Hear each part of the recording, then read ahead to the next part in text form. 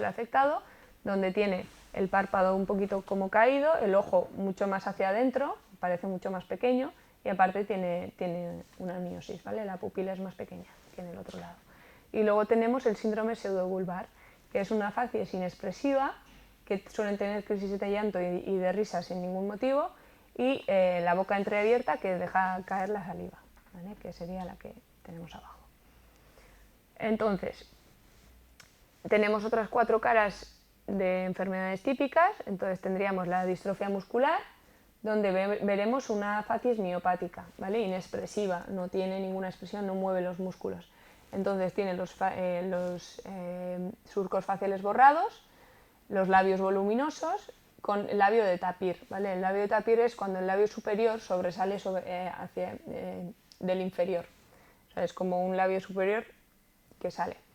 Entonces, las comisuras no se elevan al reírse, o sea, no tiene fuerza para que las comisuras labiales suban hacia arriba, y entonces lo que da es una sonrisa transversal, ¿vale? Como una sonrisa forzada o falsa.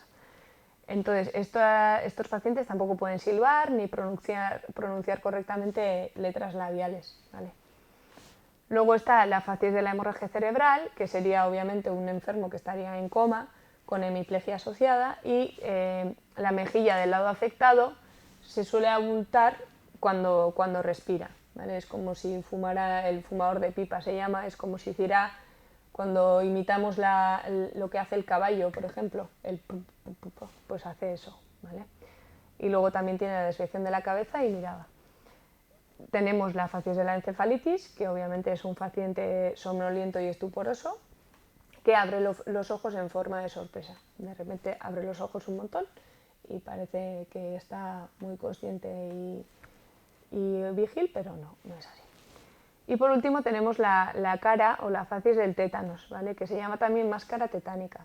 El tétanos lo que hace básicamente es una contracción muscular generalizada, ¿vale? Entonces lo que vamos a ver es todo lo contrario a las parálisis. Vemos una frente arrugada, unas cejas y alas de nariz elevadas, un ángulo externo del ojo que está plegado como si estuviéramos riéndonos, ¿vale? o tuviéramos dolor o lo que sea.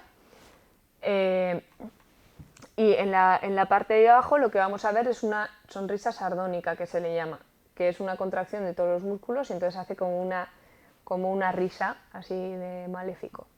Entonces, eso, la tetania es una contractura generalizada, y entonces en la cara pues hace lo mismo, la misma expresión, que es la que veríamos en la foto. Entonces, una vez explorada la facies, que va a ser algo que vamos a explorar en el momento en el que le veamos en la sala de espera o en cuanto entre a la consulta, vamos a explorar también la marcha. Vamos a ver cómo viene desde la sala de espera o cómo entra en la consulta caminando, ¿vale? El paciente. Entonces, muchos trastornos y enfermedades pueden afectar a la marcha. Veremos solo en este caso vamos a ver solo las alteraciones de la marcha que tienen relación con las enfermedades del sistema nervioso, ¿vale? Entonces, el estudio de la marcha es de gran importancia porque permite, de entrada, una impresión semiológica que el resto del examen se encarga de confirmar o desechar, ¿vale? Entonces, puede darnos pistas muy importantes a la hora de identificar pues, un síndrome o alguna enfermedad. Entonces, primero de todo, hay pacientes que directamente no se pueden mover, que están confinados en el sitio, ¿vale? Y les resulta imposible cualquier deambulación. Pues eso ya es una alteración de la marcha, ¿no? Luego, hay otras personas que son capaces de deambular, y si son capaces de deambular, hay que mirar, por ejemplo, hay que hacerle sentarse en la camilla y levantarse. ¿Por qué? Porque muchas enfermedades que son musculares lo que hacen es una pérdida muscular que, por ejemplo, levantarse de la silla pues cuesta bastante. Entonces hay que mirar un poquito las dificultades que tengan para levantarse. Luego hay que ver cómo se mantiene el paciente erguido, quieto, en el mismo sitio, ¿vale? Entonces, si separa mucho las piernas, por ejemplo, para mantener el equilibrio, que se llama aumento de la base de sustentación, suele ser porque tienen una falta de equilibrio, ¿vale? Entonces esto puede ser que se estén enfermos de alguna de las vías vestibulares. O si titubean al estar de pie, haciendo como balanceo hacia los 4 puntos cardinales, esto se ve en pacientes que tienen lesionado el sistema cordonal posterior, ¿vale? O de las vías de centros cerebelosos. Entonces, de pie hay que poner de pie al paciente y hay que ver si es capaz de mantenerse con los miembros superiores junto al cuerpo, ¿vale? Y los ojos cerrados y los pies juntos.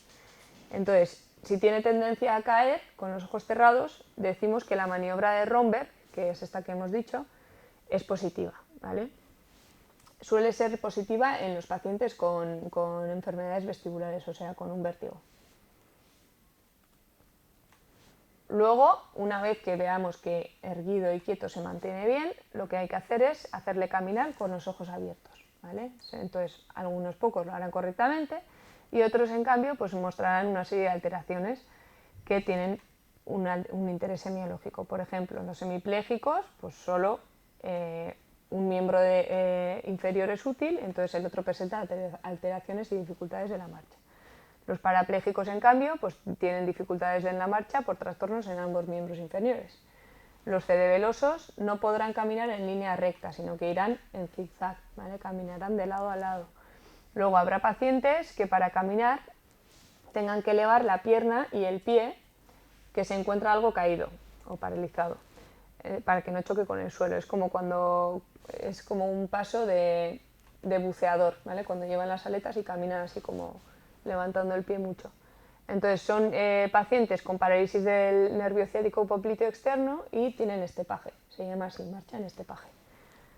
Luego hay que hacer marchar al paciente también con los ojos cerrados, hacia adelante y hacia atrás, marcando por dónde va caminando y si hiciera una figura de estrella, entonces se le llamaría marcha en estrella y se suele encontrar también en pacientes vestibulares, en pacientes que tengan un vértigo, ¿vale? Suelen caminar, o sea, suelen desviarse en su camino, no caminan rectos.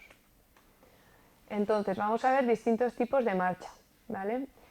Podemos tener alteraciones de los niveles inferiores, de los niveles medios o de los superiores, ¿vale? Entonces niveles inferiores que serían osteoarticulomusculares o laberínticos, o sea, del laberinto del oído o de los nervios periféricos, ¿vale? Entonces tenemos la marcha de pato. Esto suele pasar en enfermedades de miopatía. Entonces lo que tienen es un aumento de la base de sustentación y una oscilación de la pelvis hacia un lado y otro, aumentando la lordosis lumbar. Básicamente sería una marcha de pato, ¿vale? Si imitáis a un pato, pues sería eso. Luego tenemos la marcha en estepaje, que esto lo hemos dicho antes, que es una flexión exagerada de la cadera y la rodilla con caída brusca del antepié sobre el suelo por paresia de la flexión del pie y de los dedos. Entonces, esto se puede ver en las polineuropatías bilaterales o en compromisos de la quinta raíz lumbar o ciático popliteo externo unilateral, ¿vale? Luego tenemos la marcha tabética, que esto sería por compromiso de la sensibilidad proprioceptiva con proyección exagerada de miembros inferiores, ¿vale? Este tendría signo de Romberg positivo. Esto es cuando nos fallan las vías de sensibilidad profunda y no sabemos exactamente dónde está, no tenemos buena sensibilidad en los pies, no sabemos dónde está el suelo, pues echamos el pie de forma exagerada, ¿vale?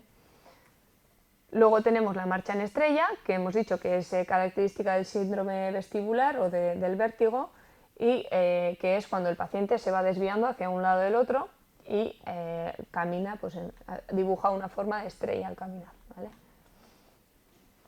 Luego tenemos las alteraciones de los niveles medios. Entonces tenemos la marcha de la paresia espástica, que tenemos el miembro inferior en extensión y aducción con tendencia a apoyar el antepié y los dedos gordos, ¿vale?